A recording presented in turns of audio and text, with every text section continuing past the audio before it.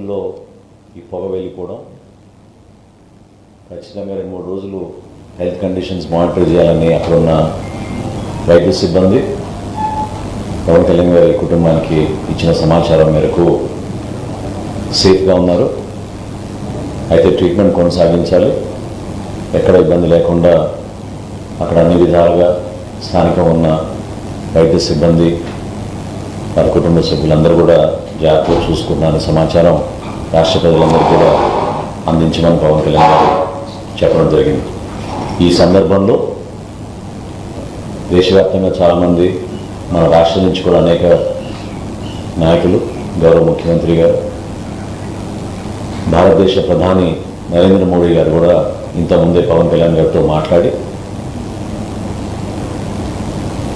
Mark recovery గురించి తెలుసుకోవడమే కాకుండా అక్కడ ఎటువంటి ఫెసిలిటీస్ కావాలన్నా స్థానికంగా ఉన్న హై కమిషనర్కి ఆదేశాలు జారీ చేశారనే విషయం ప్రధానమంత్రి గారు పవన్ కళ్యాణ్ గారికి తెలిపారు.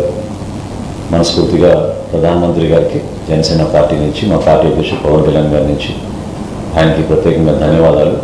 ఈ విధంగా స్పందించి క్లిష్ట పరిస్థితుల్లో కుటుంబానికి అండగా నిలిచినందుకు ప్రధానమంత్రి నరేంద్ర మోడీ గారికి, రాష్ట్ర ముఖ్యమంత్రి చంద్రబాబు నాయుడు గారికి మనస్ఫూర్తిగా ధన్యవాదాలు తెలుపుకుంటున్నాను. మార్క్ కండిషన్ డెఫినెట్గా అవుట్ ఆఫ్ డేంజర్, ఇబ్బంది లేదు. ట్రీట్మెంట్ కొనసాగించాలి. ట్రీట్మెంట్ అప్డేట్స్ వచ్చిన తర్వాత తప్పకుండా మీ అందరికీ కూడా మా పార్టీ వర్గాల నుంచి మీకు సమాచారం ఎప్పటికప్పుడు అందిస్తూనే ఉంటాం.